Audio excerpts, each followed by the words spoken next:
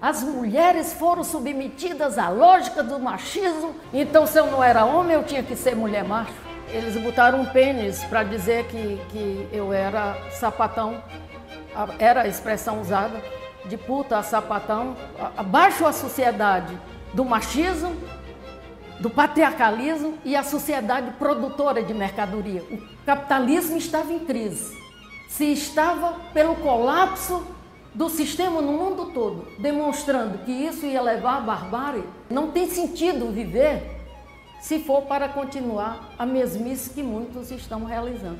Eu tenho que continuar vivendo porque eu tenho um projeto que eu tenho que dizer para o conjunto da humanidade. Você tem que quebrar a sociedade do macho e criar uma sociedade humana e solidária que só pode se dar pela emancipação e pela ruptura com esse sistema do horror e da destruição.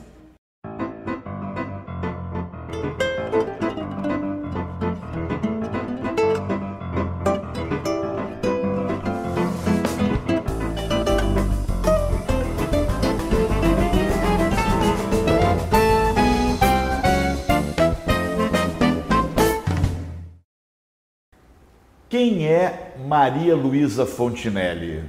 Maria Luísa Menezes Fontinelli, filha de Diva Menezes e de Antonino Fontinelli, de uma família de 8 filhos.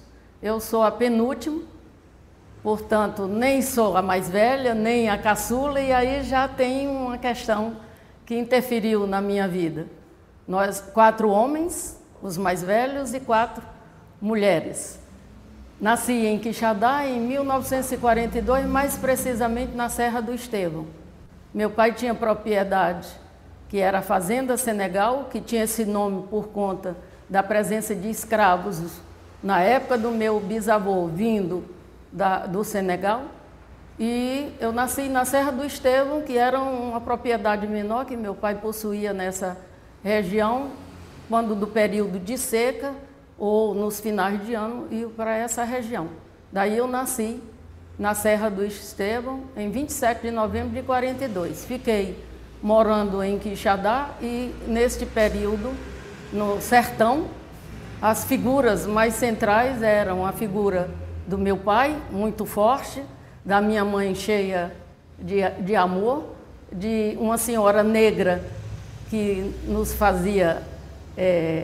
nos ninava para dormir, e a sua filha também negra, que era a minha companheira na disputa para sermos mais danadas que os meninos. Então, esta é a marca de uma trajetória que depois se verifica ao vir para Quixadá estudar, inicialmente na casa da minha madrinha, depois no Colégio de Freiras, e aos 12 anos, eu ainda estava no Colégio de Freiras, comecei a namorar e as freiras ficaram sem saber o que fazer com uma menina que, embora morando em colégio de freiras, ou estudando em colégio de freiras e vivendo numa fazenda no interior, já despontava para a questão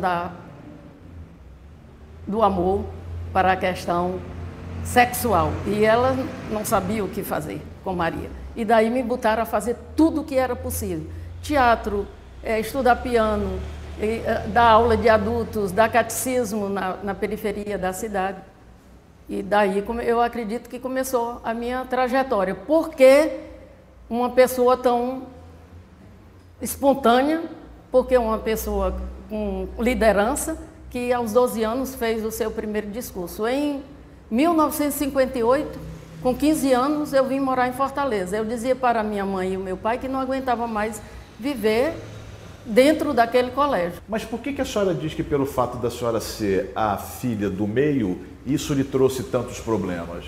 Eu nem era a mais bonita, que era a querida do papai, que era a Lucinha, nem era a mais velha, que era a minha irmã, que foi ser professora, que era figura importante naquela época, e a minha irmã mais nova, que era a caçulinha querida, e era mais parecida com o meu pai. E daí eu tinha que gritar muito para ter espaço. Os homens mais velhos, como meu pai, tomavam as decisões e tudo definiam. E as mulheres tinham essa relação com o pai, que eu sobrava. Então eu tinha que me fazer querer pelo grito, pela fala e pela exibição. Qual é a marca que a senhora traz mais forte da infância? É a marca do seu pai? É a marca do meu pai e a marca dessa família negra, com certeza.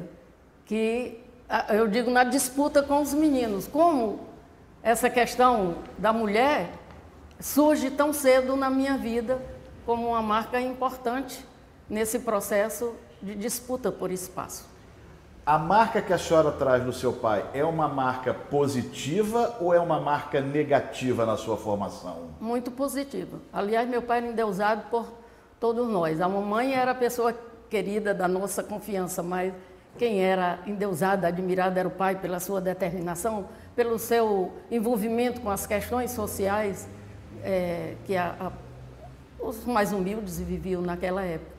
Então, essa é a figura, não é?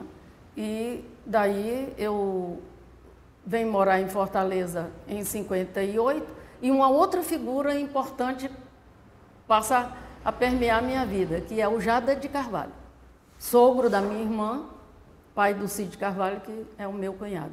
Eu vivia vizinho ao Jader de Carvalho e bem próximo ao colégio Liceu do Ceará.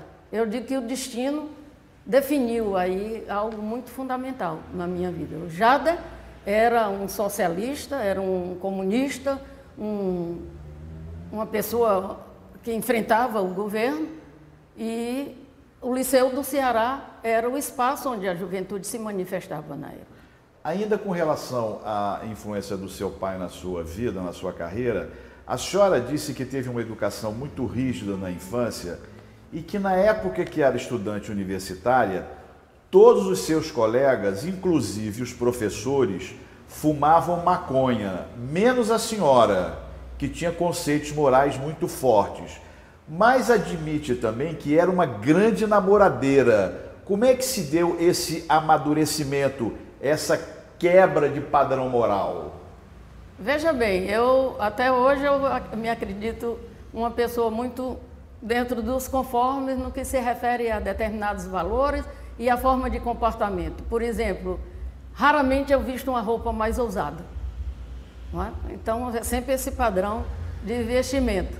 Quando eu fui para os Estados Unidos, é que teve essa experiência de que todos os estudantes da minha turma de sociologia e o professor que dava a aula sobre a questão da América Latina, ele também fumava maconha e eu não fumava. E quando estudante, foi o período, a década em que eu fui estudante universitária foi o período da década de 60. Portanto, que revolucionou tudo no mundo. Então, eu nem sequer nome feio eu dizia, eu me assombrava até com os nomes feios que a turma usualmente adotava nas suas conversações. No entanto, eu acredito que isso não criou nenhuma dificuldade na minha vida. Ela só me deu rumos bem firmes. Quando a senhora se candidatou à Prefeitura de Fortaleza, a senhora tomou o PT como legenda, mas na época pertencia e se identificava mais com o Partido Revolucionário Comunista. Como é que foi tomar a decisão de entrar no PT para se candidatar à Prefeitura de Fortaleza? Veja bem, quando eu fui eleita deputada estadual, pela primeira vez em 78, para nós tinha algo muito forte, que era o ensinamento do Lênin. À época nós éramos marxistas-leninistas, e o Lênin dizia exatamente que a cretinice parlamentar. Então eu tinha um verdadeiro pavor da cretinice parlamentar. Então o partido, ele era um instrumento para que você pudesse ocupar um espaço maior, mas esse espaço não era só o parlamento, era fundamentalmente a organização do movimento popular. E o PMDB, no primeiro momento, era o único instrumento. Depois, quando decidimos a candidatura à Prefeitura de Fortaleza, é que o PT surge como exatamente a proposta capaz de realizar esse projeto da administração popular, que passa a ser a marca da nossa campanha e, posteriormente, da administração. A senhora afirma que durante o seu governo à frente da Prefeitura de Fortaleza praticamente todos os projetos que dependiam de verbas do governo, do Estado e do governo federal foram colocados na prateleira e não receberam nenhum centavo. Havia um esquema determinado para sabotar o seu governo? Bom, nós temos dois momentos. O momento em que nós derrotamos os adversários na campanha eleitoral, em que a gente diz, ao mesmo tempo derrotamos os coronéis e a proposta reformista. E então, o que é que estava se apresentando naquele momento? Que era uma proposta diferente, não era a proposta que estava nos marcos. E isso causava um pânico muito grande. Eu uso a expressão, é como se fosse o período da Inquisição, que eles diziam, o PT quer governar com o Conselho Popular, que era o nosso slogan. Então há que queimar essas bruxas, querem fazer coisas diferentes. Então houve isso e houve também uma certa rejeição. Eu era, à época, uma pessoa divorciada, com a proposta socialista, à época, e, portanto, fora dos marcos do tradicional. Então, tudo era perigoso para quem estava acostumado com o poder determinado até então pelos coronéis, ou o poder tradicional, que nós quebrávamos com esse paradigma. E fomos extremamente boicotados, mas é bom dizer que não foi só o boicote externo. Havia dificuldades internas do PT e havia dificuldades, inclusive, na nossa própria organização revolucionária, que era o PRC. Quais os políticos que tinham interesse em prejudicá-la? Também eu digo que há dois momentos. O primeiro momento em que estava o Gonzaga Mota como governador. E era muito mais uma questão de não ajudar a prefeitura. Ou seja, num dado momento em que nós pegamos a prefeitura com uma greve com muito lixo na cidade, uma greve do pessoal da limpeza pública, e o Gonzaga Mota disse na televisão que ia ajudar e não fez. Ou seja, os caminhões foram só para efeito de propaganda. No entanto, o boicote mais direto se dá quando do governo do Tasso Gereissati. O Tasso Gereissati era um projeto novo na sociedade, que ele foi capaz de galvanizar esse sentimento de mudança, que foi o eixo da nossa campanha eleitoral e que depois nós não tivemos fôlego para responder isso na mesma dimensão por dentro da administração, que é um ponto que merece ser destacado. O que é que nós vimos? O Tasso, na sua eleição, galvanizou esse sentimento de mudança e teve apoio das esquerdas. Então, o que é que ocorre? O Tasso, compreendendo que o projeto nosso da prefeitura era completamente diferente do projeto neoliberal do seu grupo que se instalava na administração governamental, ele partiu para o boicote. De que maneira o boicote do governador Tasso Gereissati se materializava durante o seu governo?